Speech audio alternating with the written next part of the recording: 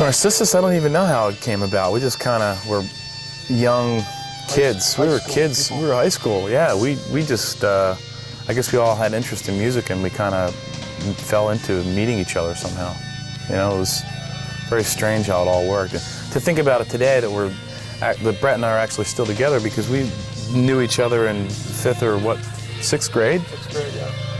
Yeah, it's kind of unbelievable that we're still doing things together. We just kind of fell into knowing each other and went from there. And that was Paul, myself, and Ray were in that band. This was all before Chris and Tom. And you can see the sign back here, I think. Yeah, we went out one night and stole that. Yeah, from a... And now I'm going to go to jail for saying that. There's a street that's not far from here that that sign actually came from. And was in school down in Philly and took a part-time job just to make some extra cash. And I had gone to North Penn School District with Tim Cole, Brett's younger brother. And so sure enough, Tim and I struck up a conversation. He remembered immediately that I had played keyboards and got my name and number. Long story short, Brett calls me. I think he left 2 or 3 messages over a 2 weeks period. I was sort of like, Ray, I didn't return any phone calls. I don't know why. I guess part of me just wasn't sure if I really wanted to be in a band. And at the same time, I sort of felt it was odd that I didn't know who this guy was. I had met his dad and I knew his brother, but here was this guy now calling, wanting me to audition. Finally came over.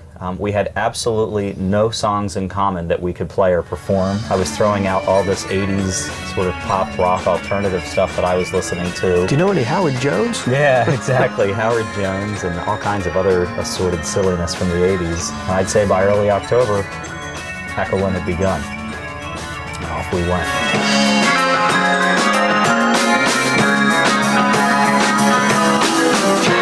I worked for an armored car company, driving armored cars, and I think I was off on a Friday, and I came in after work to get my paycheck, and I had a leather jacket that a girlfriend had given me at the time with all kinds of pins on it, and there was a guitar pin on the jacket. And Mr. Cole worked. He was part of my security transport. He had asked me, hey, I see you have a guitar pin on your jacket. Do you play guitar? Yeah, I play guitar. Do you play bass guitar? Yeah, I play bass. And he said, well, my son's band needs a bass player. And I said, well, how old is your son? Hey, he's about 17, 18 years old. So I figured, okay, right, you know, your son's little band needs a bass player. And I didn't do anything for maybe about 2 weeks. So I came over and they were playing Starship Trooper, which was above where I was playing at the time. You know, they asked me what I knew. I said maybe I'm a Man by Chicago, you know, tunes like that. And they knew that one, and we started playing, and things kind of clicked. Tom was his strong point besides bass playing is that he's not an intense guy. He's very easy to get along with, and he just brought a lot of looseness to us because we were all a little bit too intense, you know. Yeah, that's true. I think bass players in general are pretty laid back. We were just talking about this the other day. Any bass player that I've ever met or worked with has always been a pretty easygoing person, you know? Yeah. And that's something that you need in the band. You gotta have that guy, you know? And we had a guy that, Jesse Reyes, who just decided to leave. And, you know, we were sort of in full stride trying to play out a lot. And we lucked out. We got him right away, and he fit right in. It was a good situation. I think we were working on our first CD at the time, so he sort of came in halfway through it, and that's why our first CD, you know, has, I think I'm playing bass on a song or two. Ray's playing bass, Jesse plays bass, and Tom also plays bass on it also. Plus, you get a lot of comedic relief from Tom. Yeah, he's a very funny guy. He's funny, and you know, even like a lot of times. You know, there'll be some really intense moments, and not to reiterate it or whatever, but I mean, he just brings this thing sometimes that just breaks it up, you know, it makes it fun. Yeah, that's why he worked out so well. Yeah. I was on spring break, and like all college students, I spent spring break at my parents' house.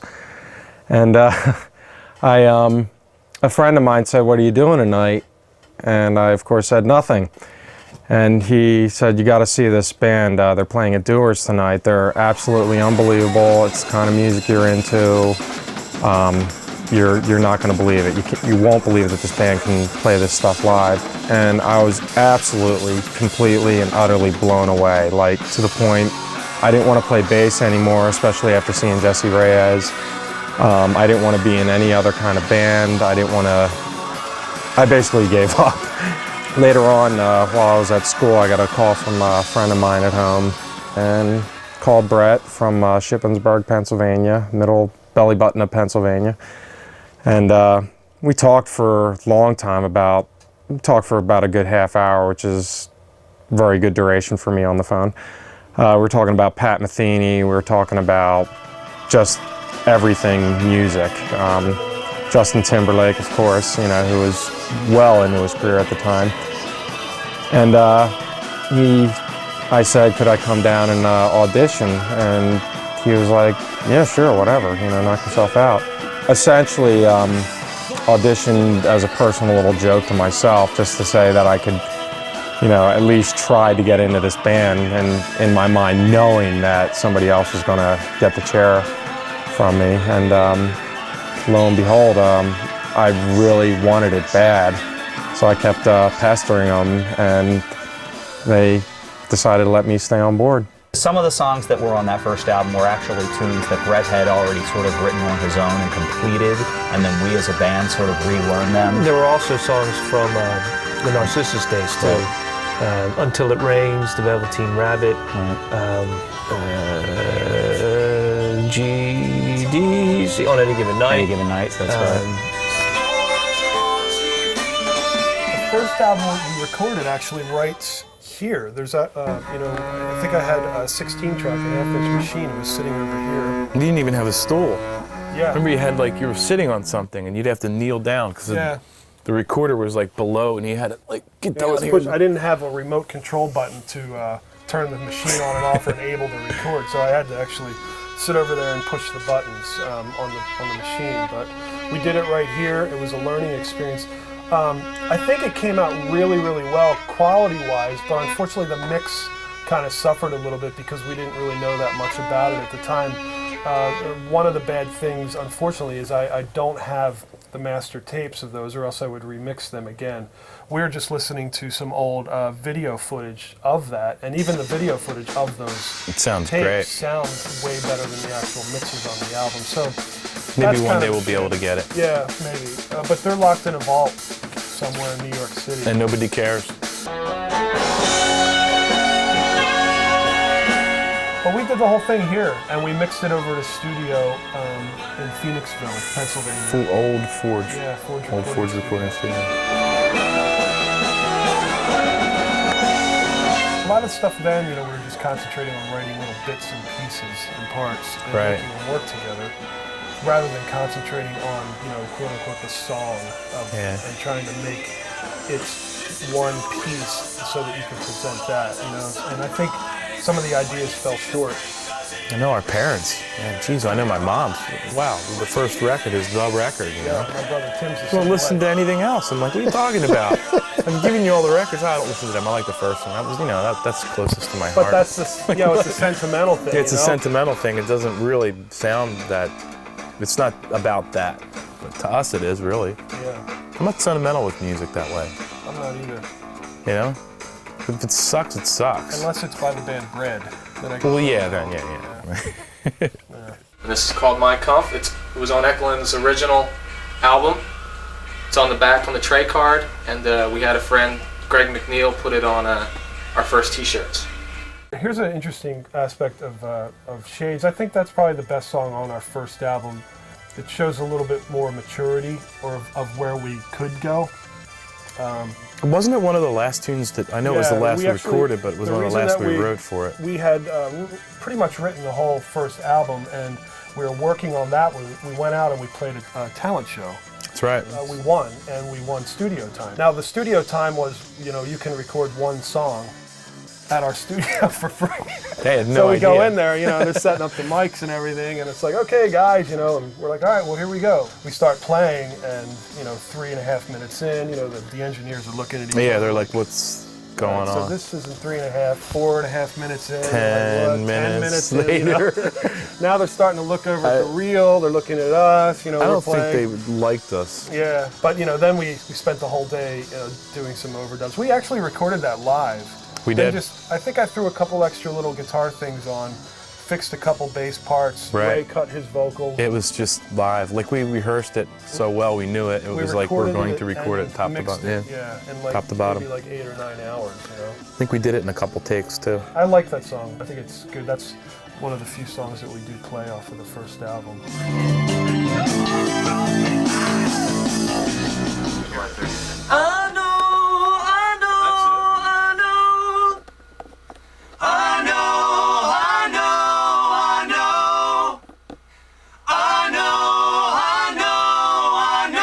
Shades is or I should say, was done on a case of Colt 45 malt liquor by the swimming pool out behind the Cole's house here. I was going through some rough times with my first wife, and being as cold as she was, Brett started talking about, was it Kane go to the snow? The Ice Queen or the Snow Queen? Yes, the Snow Queen. Yeah. There's a story, I forget the guy who wrote it. Is it Hans Christian Andersen? Possibly. Yeah. I'm not a very well-read little Catholic schoolboy. But anyway, we kind of worked off of that. Just the anger that I felt towards her and him working in this story about the Snow Queen. At least that's with the words. I guess Chris will answer the music end. I remember coming over, and they had this whole idea lyrically for this song that was definitely an extended piece of music. I mean, the lyrics were fairly comprehensive. It was a very, I don't want to say complicated story, but it had, you know, more than just your standard verse-chorus kind of layout. So we dove in and just started writing, and sort of in typical Echolyn fashion, ideas were just being thrown out on the floor and being accepted or rejected based on their worth. My memory doesn't specifically know how or when we knew the piece was done, other than we knew we had stretched and pushed ourselves to the furthest point we had ever gone yet. Shades I didn't play on. Next.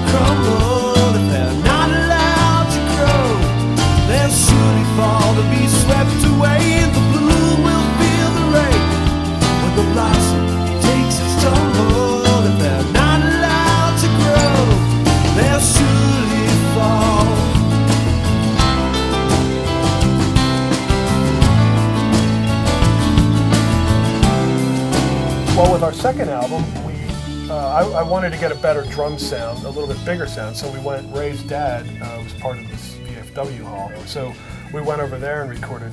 And that was another one, the tracks came out even better because we knew a lot more.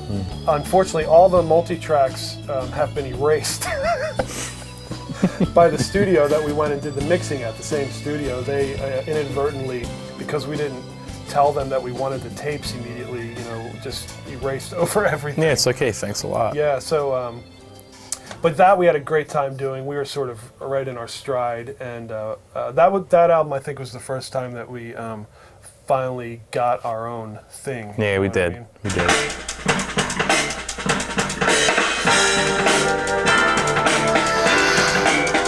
Doing it again, a year later, and I'm still 5 hours on the same part.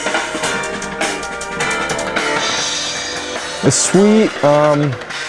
It's a very exciting song. Probably one of my favorite parts is the cash flow shuffle, musically at least, just because I like how it goes from the straight, you know, off the top of my head, I don't know the time signature, but the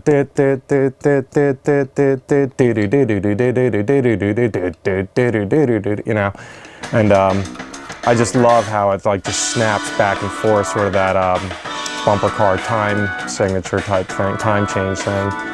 And I don't know, it's a favorite part of mine. I also like one of my favorite recorded bass parts ever was the bass solo I got to do in the song Suffocating the Bloom.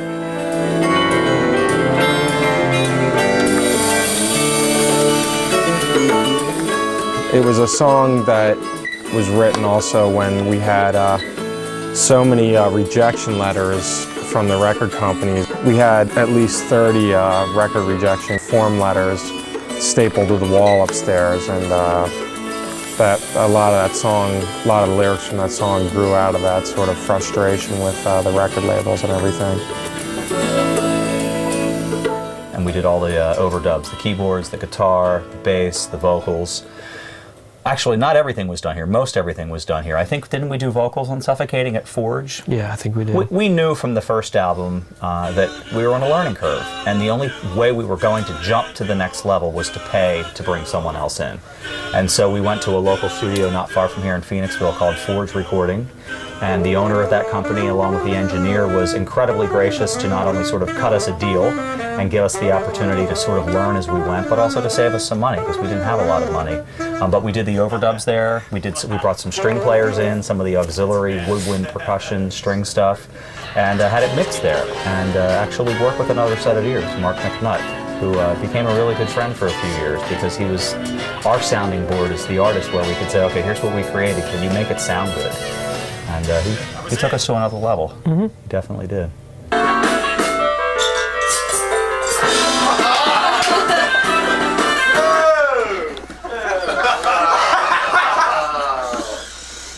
Yeah, Suffocating brings back some of my best memories as well. I mean, we were in it for everything and nothing all at the same time. For me personally, it was a weird time, because I was really still searching and trying to figure out who I am. I mean, technically I still am, but you know, in a different way. Brett's brother Greg was key in this point in time too. Yeah. He started managing the band.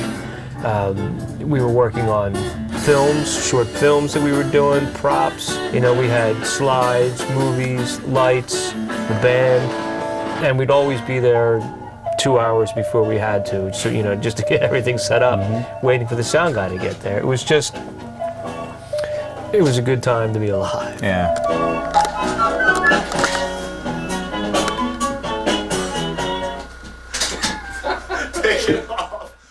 This is Suffocating the Bloom. I did it in the summer of '92.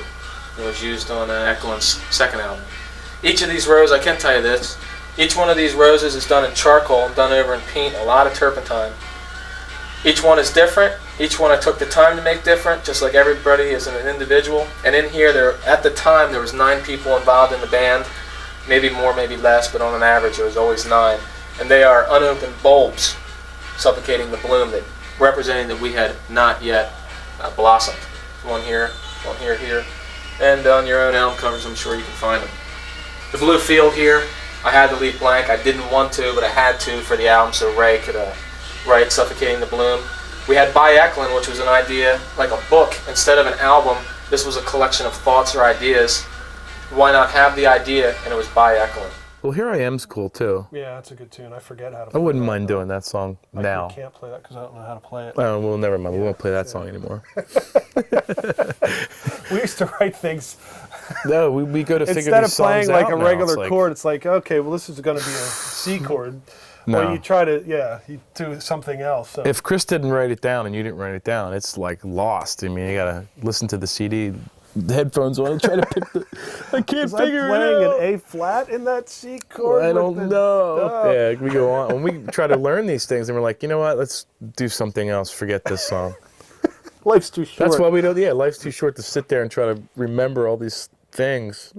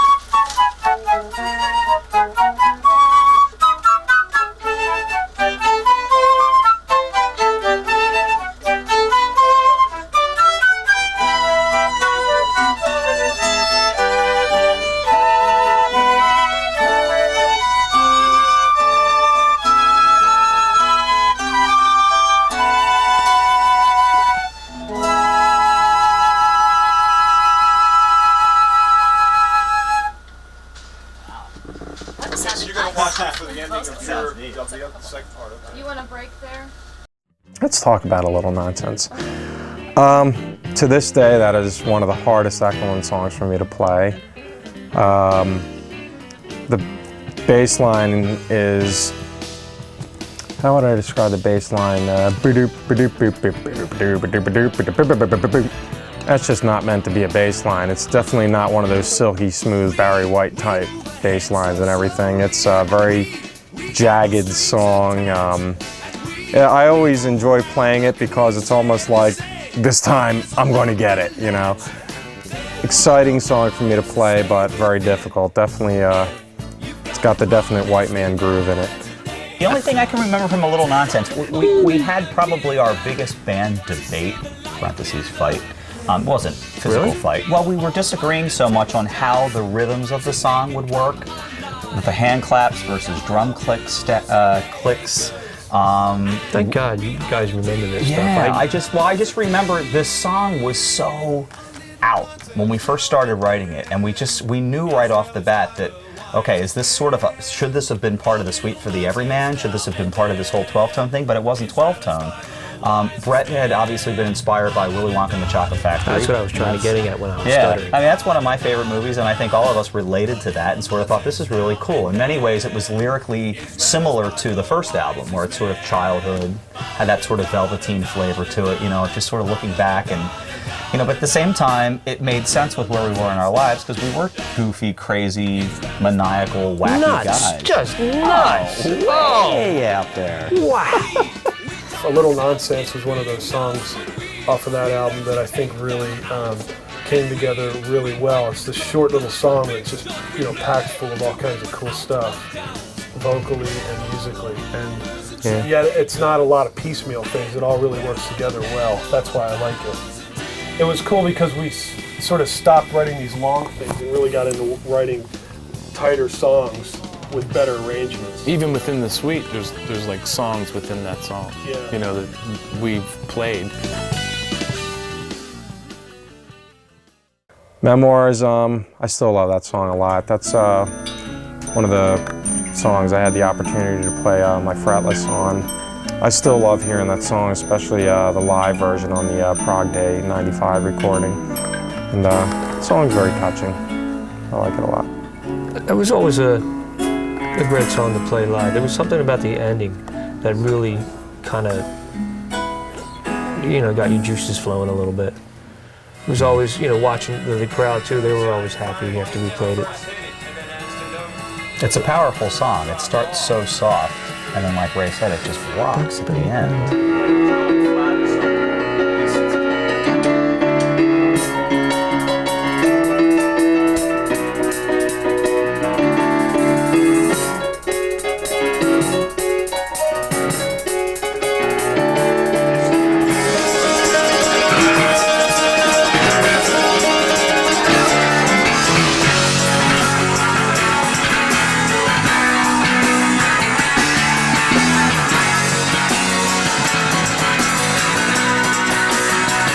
Jen, my wife, asked, you know, what's that song, Santa Claus Has No Head?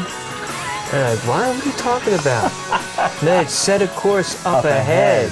So that, of course, I had to take it into the band here, and I brought that, and it now is Santa Claus Has No Head and Eats 11s. So. The words kind of bother. Yeah, the words bother you. I was going through like this Kate Bush phase at the time, so I came up with a lot of those words. I was listening to her second album. There's a horse in meadow, a fireplace for snowy days, some cherry blossom outside my window, a little home to light my way.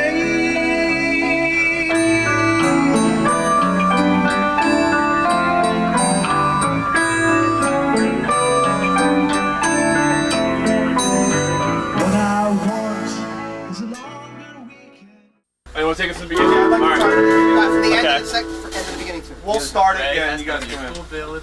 Ready, Chris? Yeah, I'm ready. Singer.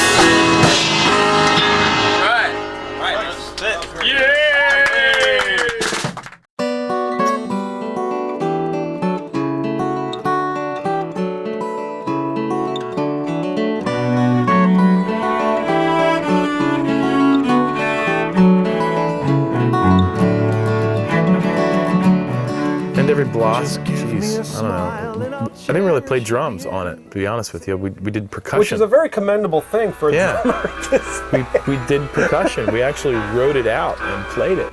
These two, I guess it was Chris and Brett, talked about, let's do something, you know, piano, acoustic guitar, right? And that's pretty much where it came from. And I played percussion on it, you know, and we used actual instruments like the marimba and the xylophone and different things like that, which was a new way to go for us, you know. It was fun. From writing the song to actually holding a CD in our hands quickly. in a month, you know, which is really cool. Then we did the percussion like in one day or something. Yeah, We said like percussion day. Chris wrote a lot of really cool parts for horns and some of the strings. And the great thing with this CD was that I still do have the multi-tracks of them. So I got to remix those. So I put those on our box set, which now sounds cool. Yeah, they sound unbelievable and the way they should be. They weren't mixed by somebody else. They were actually mixed by, you know, us. And the words we didn't like, we changed them. Gone. Yeah, it's great. Now they're really cool. I'm really happy with that. It really came out well. And that album to me, it's like springtime because that's when we did it, you know? Just a little spring thing. Yep. You know, I don't think everybody was confused when they bought it. What is they this? They were expecting something else. Well, it didn't come out too long after Suffocating. It was only not even a year. It's like 6 months, wasn't it? Yeah, it wasn't long at all. Yeah, we were touring Suffocating, but we wanted to do something else, you know, something different. That's what we did. Sleep to dream, dream to reach, to grow as high as an elephant high.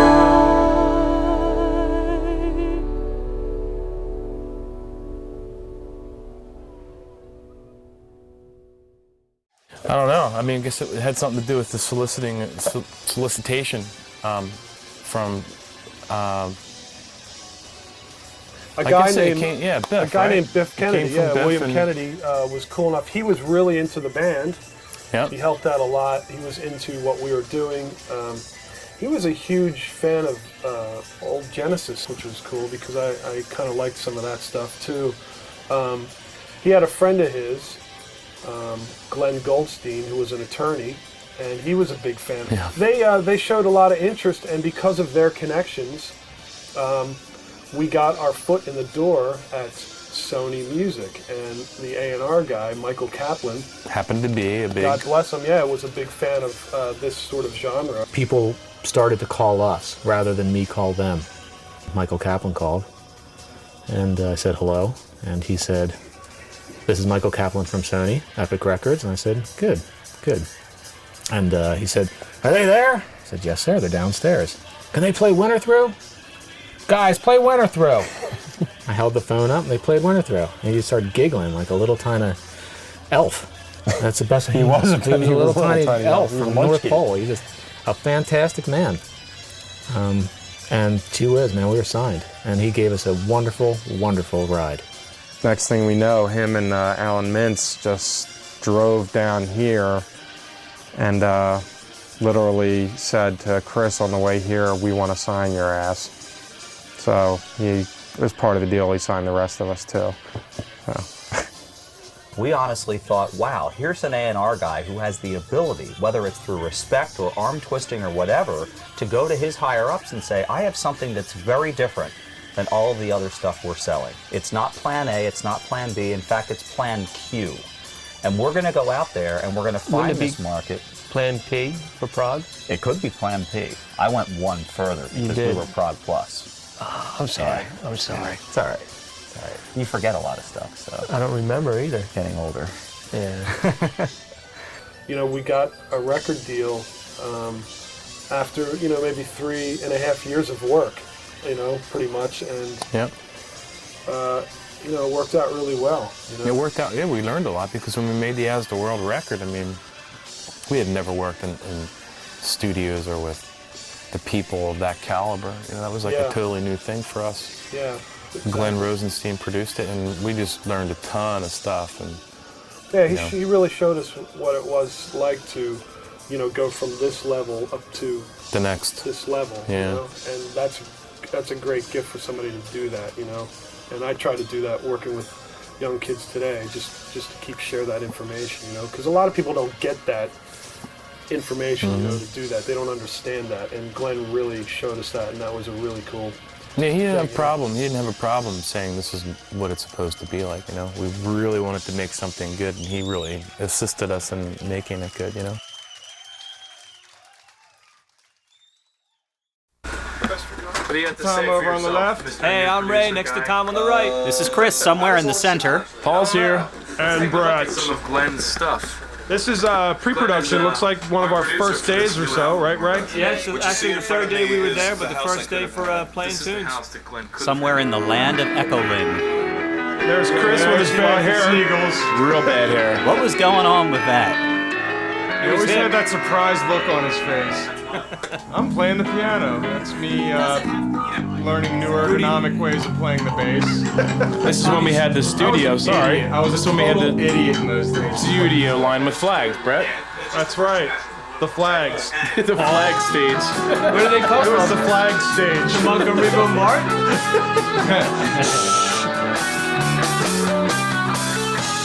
I think Glenn is actually filming this, so I guess we should give him filming credits.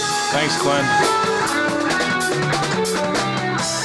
I had a broken finger. Look, I have a bandage on my finger. Look at that. Get the pinky Look clutch. at that. I get uglier every day. This is still surprised. There's my hands, see? My bandage. Paul is pinching my head. I think this is pre-production for like vocals or something, you know? And now we get into, what is this? Keyboard sound. Keyboard sound, right. Can we fast forward this part? Yeah, Fast just the kind of. keyboard stuff? That usually became lunch So sleepy for everyone else. Lunch involving bringing a video camera to the Gennardis. Which sound shall I use? Synth sound 1, synth sound 2, synth sound 3? This is actually some artwork that Greg created that was going to be, well, some of it actually was part of the As the World packaging. Mullet Man. It was a giant, what is it called, a diorama or something? Yeah. Life-size diorama. They're actually life-size army men. They're each one of those is 6.5 feet tall. We had to dip them all in wax individually. It's very hard, very difficult. It's hard to get volunteers for wax covering. It's a lot of wax, too. Jeez. I love wax. So do I. Right now I'm regretting, man, I should have worked on this part last night. It's funny watching this as a viewer, as you watch this, you'll notice that we all at some time or another have the same t-shirt on, or the same, because we all got clothes from the same people. Same people, yeah. Most of it was our Echolyn shirts because it was free. Just We wardrobe. didn't have any money, we were very poor. But we had each other, man. It's all about love. Oh my God. And the crack. Hang on. This part's intense. Hold on. Yeah, quiet. This is my guitar solo. Quiet. Isn't that actually Ace Frehley? Actually. Oh, nice edit. Sort of. More on That's how we originally wrote it. the giant diorama. The son of alcohol. There's the cheese. There's the cheese. Look at the size of the actual size of the army man and how big that was. Okay, Neil Peart. Settle down. Here we go. We'll go back on that. Driving to Nashville. Happy, full of dreams, optimistic. This is the best time we've ever had. Little did we know. Then we woke up the next day. I cannot wait to start recording. Well so far, not beating anybody else up. Yet. Rock and roll. So that was a 15-hour drive in about 15 seconds. Open studios where Greg Brady recorded his Johnny Bravo album. Let's quickly set up the drum kit and then do drum sounds for 10 hours. Yeah, easily 10 hours. That's pretty much how this day went. What are we forgetting here? Who's that? That's the same shirt I wore every day with my mullet. There's Rob. That was Rob Genetic there walking by. He was our engineer. We thought we were so famous right now. G-E-N-E-D-A-K. We're famous. Brett was getting out of hand. We put him in that room. There's Mo. Maurice. No, if you're watching this, give us a call. Yeah, say hi Yeah. to us. Hey, man, how you doing? Back. You can. Keep your Hey, watch. Mo. There's Rob. Hey, Robert. Getting drum sounds. on the Neve console. From Minnesota. Paul's playing some jungle air in the background. Bob was a great guy, man. He was a great guy. That's why it became jungle. Very patient. Yeah, I miss Rob. Welcome to the jungle. Rob, if you're watching, give us a call once again. That board was actually owned by Frank Zappa at one point. Yeah. I think all boards were owned by Frank Zappa. Of course they were. Neve. My bass part is so perfect right now. This is just the one take. He doesn't even need to double. So this is how we cut the songs for As the World. We actually just were in a room and played them live, see? And then that's what we did. We played them live. All the pressure's on Paul right now because only his mics are actually recording. And our tracks were all recut later. So Paul, don't mess up. I tried not to. It's pretty hard. You had your work cut out for you. Some of these songs were long. They were long songs and there was a lot of stuff going on. I gotta say, the bass I'm playing is a Dale Bluebond bass. If you have to pick one bass in your life to ever play, don't make it that one. You see a large tent actually built around the kick drum. I remember that. So they had a bunch of microphones in there. To help the sound of the kick, it was pretty cool. We all slept in the tent under the bass drum. What I want to know is what the hell was wrong with these tracks? Why didn't we keep... These tracks were fantastic. Sounds pretty good. Never do it this way again. Ever. This was called the long road of recording. Yeah. Aptly titled How Long I've Waited. We'd never done it this way, Yeah, that's so true. it was kind of good for us to try it, was, but totally. in hindsight, This is the take. This is definitely the take. it's the album take. What can you tell? Snare hit? I just know that I know the song well enough to know that this is the one. This is in the days before I learned about simplifying bass lines. If it speeds up right here, it's Dude, it's a great bass line, though. Yeah, but it's working, dude. Yeah. Sounds great, Tom. It's nice. I like this slap part. Oh, now it's turning into a group intervention here. Actually, that's what this is all about. That's why I'm here. Nice pink shirt, Chris. You like that? It's a That was salmon. one of the freebies. It's a salmon shirt. Autumn sunrise. Fishman. I've never said no to anything free. Comes a big stick click. No matter what. Hey.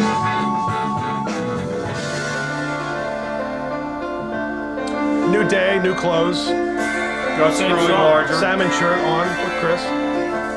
I remember I always had to keep time in sections. See how I'm right, like 'cause we bending didn't- there at the We knees, didn't like cut any of this stuff to a click track. right. We Yeah, didn't use right, we any just click did it with tracks. our So own whenever there were live parts, yeah, I'd have to click out a left-hand note.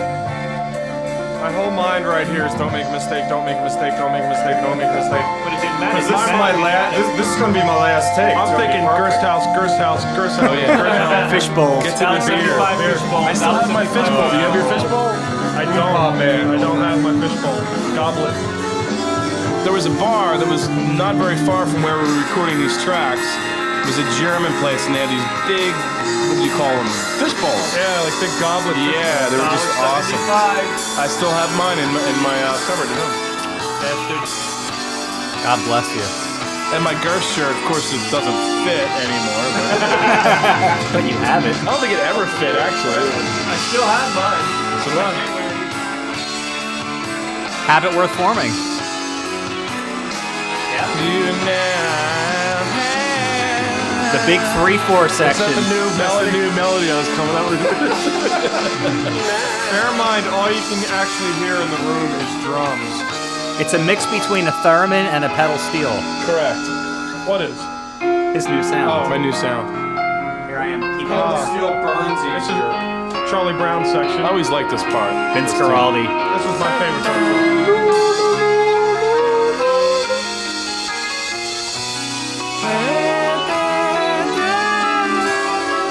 Is that your Padula bass, Tom? That's my Padula. I miss that thing. Get it, Bob. Get it. You needed smokes, had to sell. The thing that blows my mind is we used to play this stuff drop of a hat. To have to go back and learn any of these songs right now. Does anybody know what song this is? Yeah, relearn these songs to find out what kind of pain you can be in at our age. We need to create and write the Echolyn Almanac. Ways to go back and learn songs you know you wrote, but you don't remember how. Lightning fast beat. I used to write out all these solos because I had a hard time improvising over these odd chord changes we used to come up with. But I've now since bettered myself. So whenever we used to play a lot, You just play in the key of C. If I missed one note, I'd be like, I'd be like, wait, where do we go? Everybody stop. Wait, let me pick it up on this note. Time out. Crash and burn. Ray's filming that. Yeah, you're actually filming most of this stuff here. That's right. Ray was in a vocal didn't do booth. anything. Ray just sat Right. there. Yeah. Well, they said we were allowed to bring friends. Yes, that's all right. If it sucks, it sucks. That's right. There it is. Yeah, I mean, if There's Tom with that shirt. can I come in with you? Notice Time for the shirt? bass parts. The health declining. There's GRK. GRK. Gregory. In his goateed stage. Right. It's going on 6 o'clock and Paul's done. And today's the 16th. I think he's on the revolving seat or something. I don't know. It's like popping up. So I think that's the end of drum tracking. Now we move on to the wonderful world of bass parts. The bootsy section of the This has got to be it. Bootsy Collins. So we cut drums and then we stayed at the same studio. We went into bass, pretty much. The great part for Tom is he gets to sit in the control room. Even though all the bass parts that Tom already cut to the drums were all fine, we're gonna go back and replace them now. Yes, because we have to capture the moment. Well, we need to use the $5,000 preamp and. By the way, that's my only attempt ever in life at a beard. I like your hair though. We all It's cool. did decide to grow a beard while we were down there. Yeah, we all tried to grow beards. Tom has really short hair now. Yeah, I know. I look like everybody's dad. Tom, you look like Dave Gilmore. I look like I just climbed through a chimney right there. He does look like Dave Gilmore. Swept into my Observation. face. Just the mix if it's possible. Oh, this has got to be the part. This has got to be the part. Where's everybody else? The girls' house? I think. This is a month later after pre-production. Yep. Sound, how's it sound? What do you think? Tom, do you still have that bass? No, I got rid of that real quick. Hated that thing. Matchsticks. Ladies and See gentlemen, how happy I was to be playing.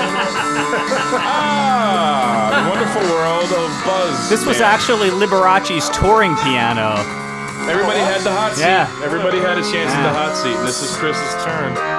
I like the hot seat. I sort of cherished the pressure. It was I fun. liked it too. Yeah. I did. It kind of pushes you to a new level that you never think you can really get to. And it's scary because the clock's ticking and money's being spent, but Is that the take? Is that it? Look at him flex. Somebody building animal. that's how beings in I that? make muscles. That's the lens. That's There he is. all you Skinner fans out there. That's Johnny Van Zant. Johnny Van Zant popped in to watch me playing keyboard parts. Sang all Ray's parts. Look at me, Mr. Smug. Look at me trying to catch him on film. That's hilarious. Yo, man, that's Johnny Van Zant, man. Meanwhile, the rest of his bandmates were drunk, stumbling through the hallway, pushing a vacuum cleaner around with a bottle of Jack.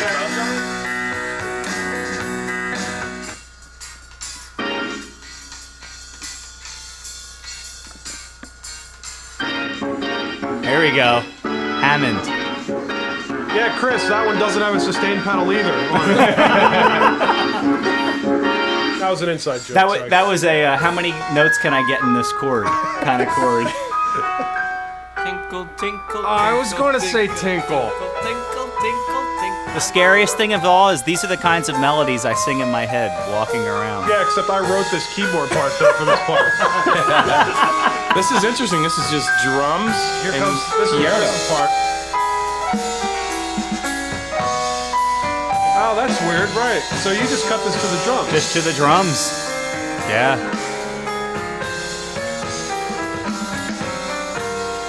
What the heck was I doing? Talk about freeform jazz. Big time. A little Bill Evans on us here. Down by the farm. Bill Evans. Wow, dude, that's amazing. I mean, you know, I wasn't sitting there. No. You were listening to it. Just and listening to nailed you it. play That's drums. cool. String date. As you can Saturday see, morning. We got Stephen King to play cello. We had 11 members of the Nashville Symphony come in. Appearances. It was 11 members? 11 members of the Nashville Symphony. I've toned down my conducting style, thank It's goodness. funny because Chris is up there conducting the hell out of this whole thing, but nobody's watching him. Except every occasion to give him the hairy eyeball because of... Well, the best part is most of these players mention the sessions they go to they can do with their eyes closed, and I think we actually scared them with parts that they actually had to play. Scared. I missed that whole day, hungover. What? Where were you? Hungover. All right. And then Greg and I went to Pearl Jam. That's right. You guys went to Pearl Jam. Thanks. Sony hooked us up with free tickets to Pearl Jam. Michael Kaplan, secretary. A little bit of entry. Yeah. Actually, one of the people responsible for helping us get signed.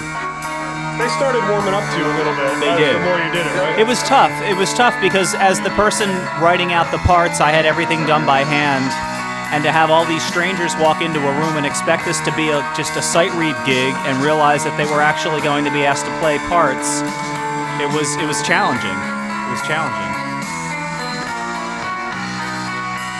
Well, give it. It's not my song. There's Katie. There's Katie. Yeah. She's been playing with us since our first start. Yeah. There was a big argument on some of the outtakes of this, where you had written her in for first violin, and they didn't, because all these people are union players, they didn't want her to sit in a specific spot. Oh, wow. So it's actually on one of the tapes. You see them, she's like, where am I supposed to sit? And they're just like, well, you're not sitting here. This is for our first violin, Because of the union. Yeah, there's like this moment. So that's how grown-ups Meanwhile, act. she took a Greyhound bus halfway across the country to get to the session. What a gal. And she worked on the song. She was great. She was really good.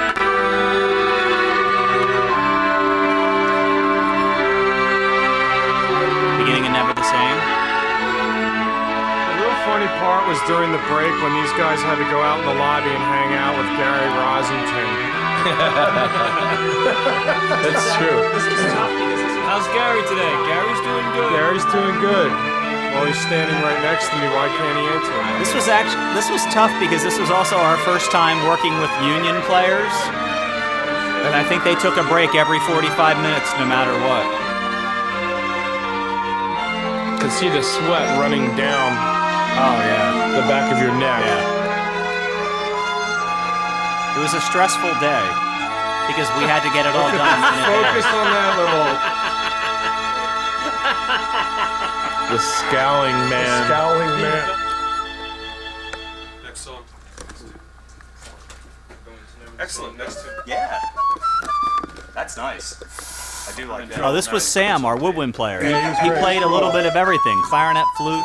Now he hung out. He was great. He was a union guy, and he hung out, and he just totally did the thing for us, helped us out without looking at the clock, which was really cool.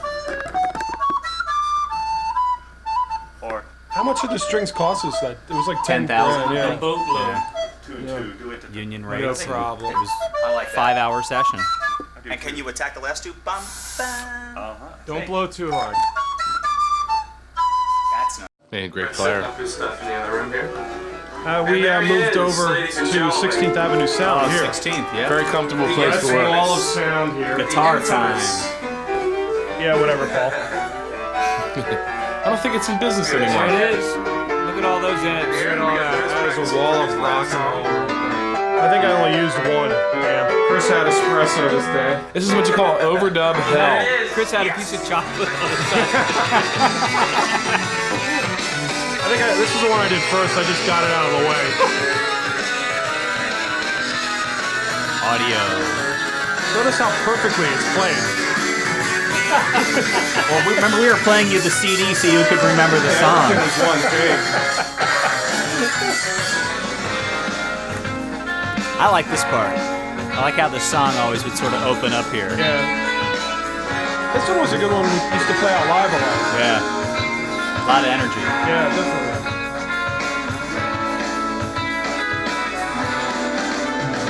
Another Echolyn t-shirt. What is that, the Ever Blossom? And Every Blossom? Yeah. In every guard? Yeah. Yeah.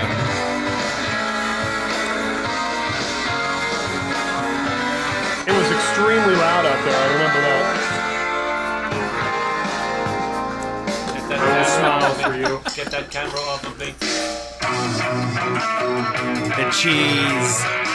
He's wearing his grunge flannel shirt to play this song. That's right, flannel was flanneled in for that day. Leathered in, flanneled out. I see where you're coming from. I'm pushing the beat. Slow down. Slow down.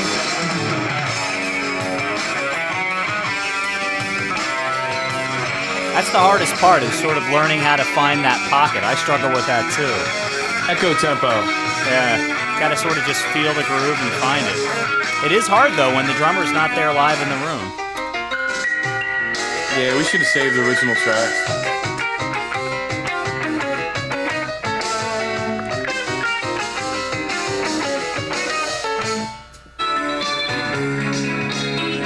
I think this was a take it didn't make the record, I think.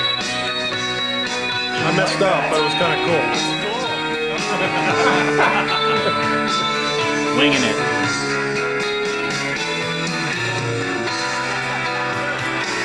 That was actually really cool. I thought it was like gung gung. It was, Yeah, but it's sounds great. Cool. Let's listen. Make sure it's cool. Yeah, let's listen. It didn't make the album. Didn't make it.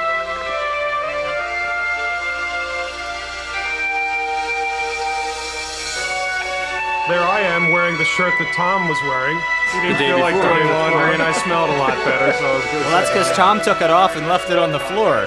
We just picked it up and put it on, and We were all about the same height and the same weight. That's right. Not anymore. thin and young.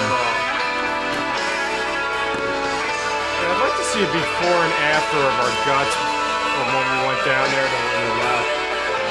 I lost a lot of weight when I was cutting stuff. Really? Yeah, I really got focused. I got pregnant. Because you weren't eating. Did you? Yeah, we were eating like. We sort of went on we were these kind of focus skipping moves. days of Yeah. eating. Well, a $25 per diem a day didn't go very far. Especially when beers were like $4, $5 a pop.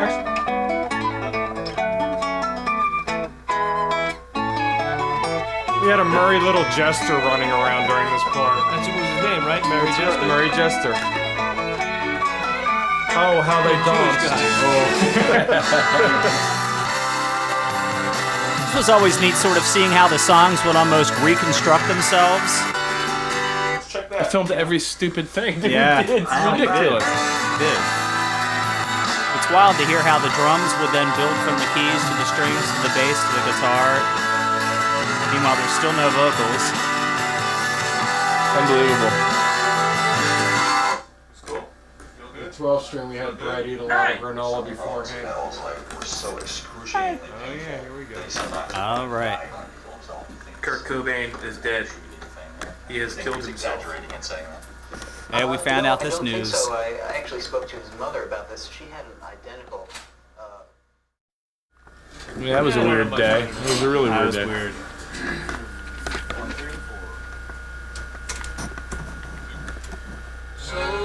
And now into the vocal. Habit worth forming. Is that the first tune you did, Ray? Or Ray? I honestly don't remember. And notice Ray is also wearing a free Echolyn shirt. That's right. One of the first ones ever made backwards. Ah, that's right. That's usually on the Maybe back. one or two of those shirts ever. Bada boo, bada bling. blink.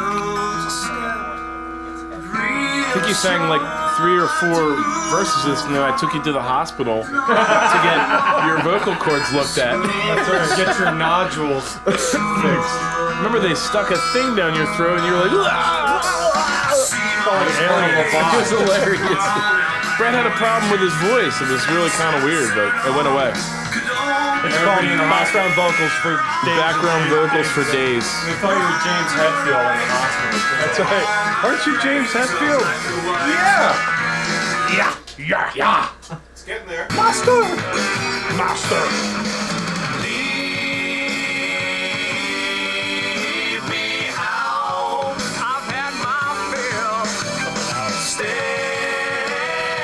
Background vocals. second half was great. Yeah, I Let's get slid. the leave me out. I slid on the lead big time. Oh yeah. Second part part, SU oct. Like I know what I'm talking We're about. becoming studio savvy. Yeah. Years of gigging though, you can tell our harmonies are tight. Yeah, they're good. We worked on them. This always reminded me of the Alice in Chains thing. I think we were listening to Dirt a lot at the time. Dirt. Yeah. The original. Okay. But that was really good. I like the double. Let me hear the whole thing. Okay. And we'll check it out. Now we are upstairs at 16th Avenue, it looks like. We went up to a B room to do a lot of vocals. Because, actually, what's his name? Mark Knopfler was downstairs. That's right, They yeah. locked the door and they didn't let us downstairs because he was cutting some bits. So they kicked us upstairs. I'll stay right here. Stevie Wonder was at the studio not too soon before us. We'll save those and go into the... Yeah. There's Chris. Paul and I must be at the Gerst house. Yeah, we're not there. I sit by my window, tied to this chair. They've turned off my set. It's quiet time. I was taking one of my many walks this day. You did a lot of I took a lot of walks. The infernal police have informed me your Wormwood. pace is leading towards the other side. Yeah, man. Jessica Simpson's got nothing on you, Ray. Big time. Nor does her sister Ashley. No, you kind of wish they did have I'd like to have something on you. something. That's tonight's dream. Echoes on and on. Oh yeah. The kingdom of noise. There was a clearing in his eyes, and he knew what you had in him. Oh, nice. Yeah, sing that one again. That sucked, dude. Yeah, that wasn't cool. Ravenous for swine infernal, puppet full hunger drool. Ravenous for swine infernal. This is the ballad on the album. Ravenous for swine. How about we did whenever we didn't get lunch in time? We just went into that. Jay Taylor. Jay Taylor. Love you, Jay. Making your voice legendary. Ravenous for swine infernal, puppet full We were insane for ravenous for swine infernal. This is an Can insanity. you imagine two strange people come like Jay and Jeff walking in to a studio? Hearing They this. actually just came in and they're like, what the hell's going on? Jay is a very deep person. My favorite part was turning to the engineer and he's going, "Did they get it?" Yeah, because I remember a lot of times Glenn would be, he'd be like, I think that was okay. He'd defer to us. Yeah. Meanwhile, we were deferring to him. After every take, it was silent for about the longest 15 seconds you ever had in your life. This is month 3, by the way. For anybody keeping track. Recording goes into overtime next. By this point, we're down to like $12 a day each now. Yes. And the one thing we were looking forward to is getting back to the condo and the hot tub opening. Yes. Remember? The hot tub wasn't open for a long time. Meanwhile, we And then it lived. opened and we were looking at it open. Something new. Sing that Something new. Something new to do. 3 months later. There were 300 people in the apartment complex, and we were the only 7 people That was who it. used the hot tub. Nobody wanted to come down. We still have winter clothes. There's that shirt there, Tom, on me. Yeah. I will see you again on the other side someday.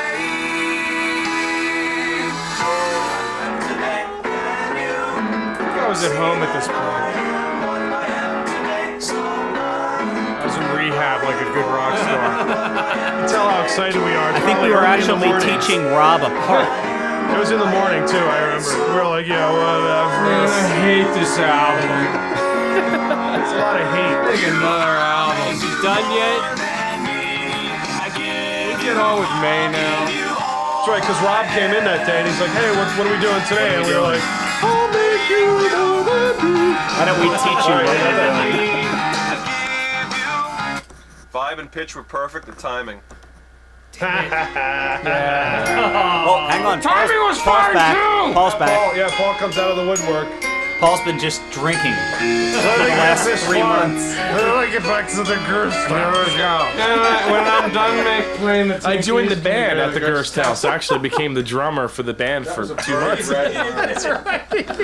Paul became an acclaimed Oompa band drummer. Set in for the guy. He'd fall over and then I'd get in. Brett looks very Messiah-ish in this shot. Come with me, Paul. Look how you're spiraling down into the abyss. Here it is. Is that stereo visually? Brett thought he was from Oregon at this point. Now we're mixing. We're mixing, which was a lot of fun. We had so much fun mixing. Now all of us at this point are not thinking about mixing. We're thinking about going home. Right. Yeah. We want to go home and having sex with our wives. Right. And significant others. Or with some other. We can say that. Hey, look, I'm wearing my free Echolyn shirt. We can say that. Great. Who the hell's that? That's a Greek. It's a small Greek man. Joe Pesci or something. Okay, so anyway, yeah. Changing of the guard. So this is the changing of the guard, and we had a new engineer come in to actually mix the album, Jeff Balding, and he stepped in literally 11th hour. We met, Brett and I and Glenn went and met him actually at a restaurant, and he was able to step in and do it. He was phenomenal. Yeah, he had been up in Canada mixing a Michael Bolton record. With Mutt. He was working with Mutt Lang. That's what he was working with. He was home for 2 weeks. And he mixed our record. And he mixed our record in those 2 weeks that he was home in Nashville.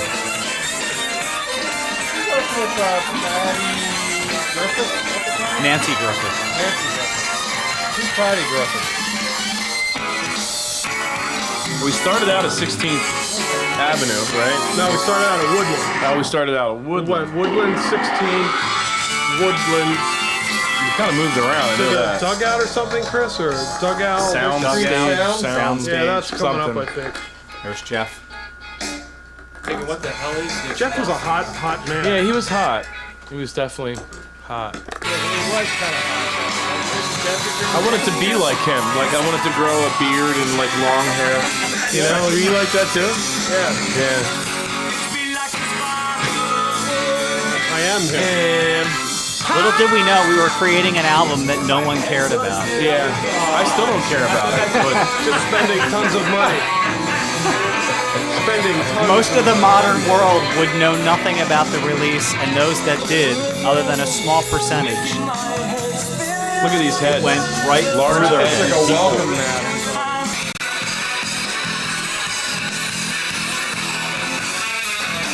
Still ugly. Well, those who actually get this madness, thank you. When those guys were down, they came from Georgia. They came up from Georgia? Across from Georgia? Across. They're old friends of ours, and just east of Tennessee. We love them dearly, but they're a lot of fun to hang out with. You guys are crazy. Come on, get. Come on, go on, get. It's people like Jeff and Jay that keep us going, because they've been friends with us for a long time. Yeah. Cool. Makes us feel like what we're doing is working. Yeah, absolutely. We can write music like this, and they're there. They care. They're actually the only ones who really do like it, I think. At the end of this thing, we were all kind of reading these. When we cut this, we were all reading these weird fanzines and weird things, right? Yeah. Number 3. Newspapers. Yay, we're done another. One more time for the analog. Yes. Yes. I'll learn it again. Oh, we were multiple tracking because we were doing versions with vocals up, vocals down, vocals up 2 dB. Radio and stuff like that. Radio play. All the airplay we were going to get. All the radio, yeah. Media attention. And I think this is the last day at the last studio we're at, which was what, called Soundstage? Soundstage, I believe. Yeah, because here we are leaving. Yeah. We're leaving. Meanwhile, all of our neighbors are throwing parties at this point because we are finally going home. Those a-holes are finally leaving. Yeah, man, we really beat up that place, man. Now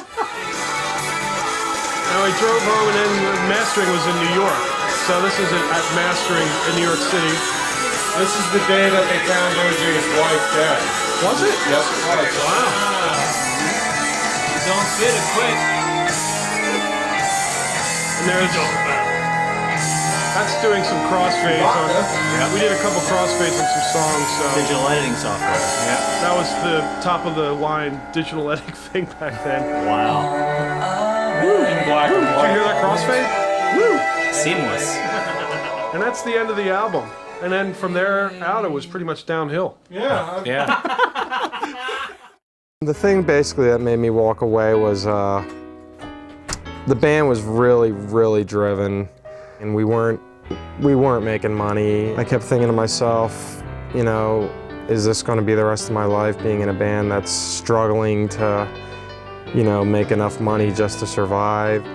I was tired. I was really, I just couldn't do it 5 days a week. And being the brave soul that I am, I snuck into the studio in the middle of the night and took out my equipment and left a message on the answering machine. Chris, actually sort of being the diplomat that he is, called me up and said, you can't just leave a message and you know, think that we're just going to let you go that way. So we he invited me back to, he asked me to come back to the studio and explain my situation, at least formally leave the band. And it was terrifying because we were all just sort of shooting daggers in each other's eyes, and you know, a lot of the frustration of the Sony years. Not that the Sonys were really bad or anything; they were just frustrating. But a lot of the frustration of that period just sort of erupted into that meeting and everything. And I walked out the door and didn't come back for about 7 years. I think like any situation, we got burned out.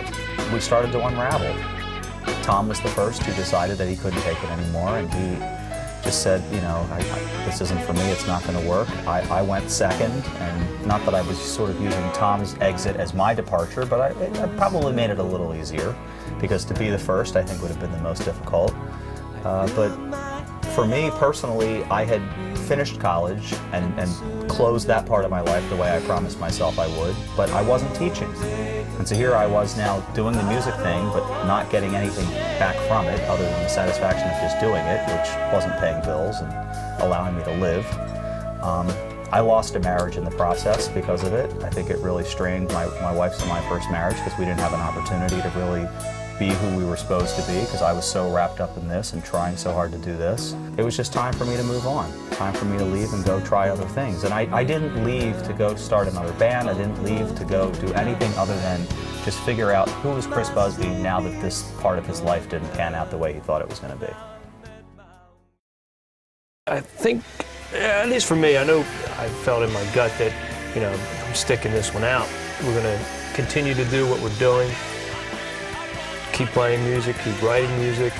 That's how Still Coming Back. And then Always Almost. It's just something that we just, a gut feeling that let's take it. This is raw. We're pissed. Let's go. Let's keep doing it.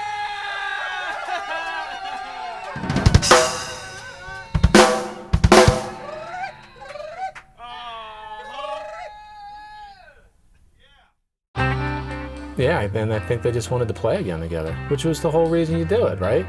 You know? It's kind of silly that it was so serious, but it was our careers, and, you know, it was very serious. We were 24, 25, 26 years old trying to make decisions that truly did affect the rest of our lives. We thought they would. Yeah. And we tried to take them seriously, you know, because we were trying to be prudent about it. I wrote a Christmas card to Brett. Just sort of thought, you know what, hey, I just want to know what you're up to, and, you know, here's where my life's at, and yeah, I'm on my own again, but I'm still making music, and what's going on? Give me a call sometime.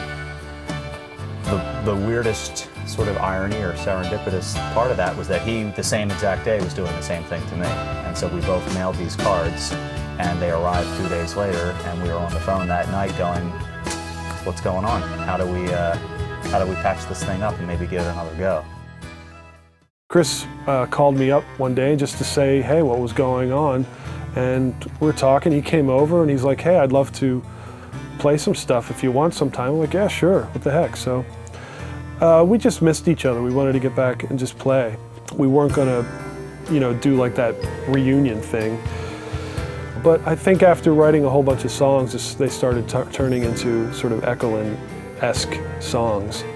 So we decided to call the band Echolyn again. We had all these experiences that we had had together.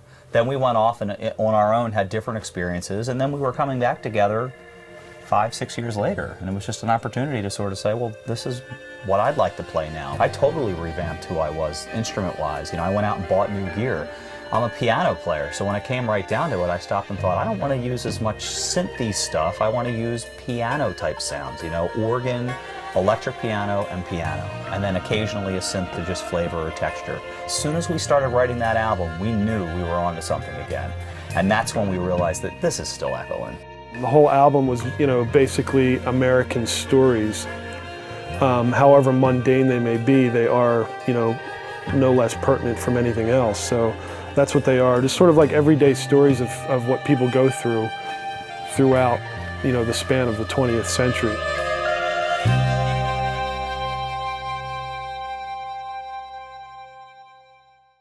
"1729 Broadway, Cleveland, Ohio, 1903. My great-grandfather used to work in the Philadelphia area in the textile mills. And at that point in time, work was a little slow. So there were mills in Cleveland that he went to work in. And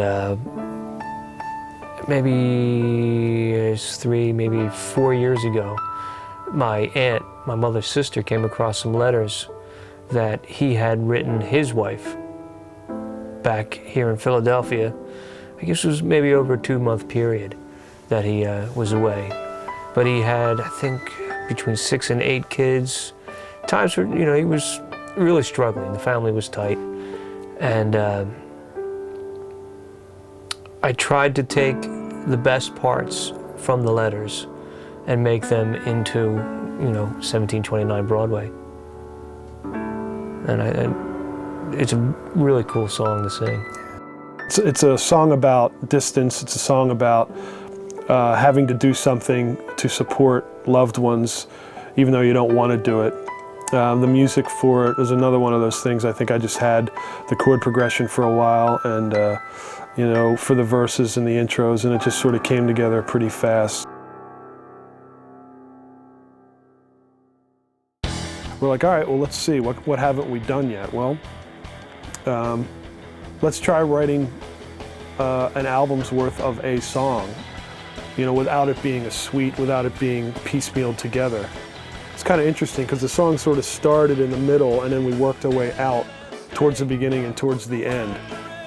And lyrically, Ray and I sort of latched onto the theme of it, maybe about a third of the way into the whole writing, but it was a great experience and we were writing chunks of the stuff and came together really well. It's my favorite album so far. I think it's really well written. It's sung well, the lyrics are great, the playing is great. It's got a really cool vibe to it. May's a really good album. It took about 8 months of some pretty labor-intensive, rehearsals, rewrites, arranging sessions, recording sessions, rewrite sessions, second guessing at times. Is this really the part that needs to come next year? Well, we promised ourselves we were going to bring this theme back and it hasn't come back yet. And have we moved too far forward? And by the time that comes back, is it going to mean anything? Will people even remember that that's part of it? And lots of theme and variation, lots of creative compositional techniques that really we started borrowing more and more from the piece that we had already written. And well, not every listener is going to recognize or hear that in a very, and I use this already, classical sense. We were recomposing from our original ideas. To me, it's standing the test of time already because several years later, I'm not tired of it. And playing it live is just a whole nother. That's a whole new animal. It's amazing. It's spiritual, it's aggressive, it's everything.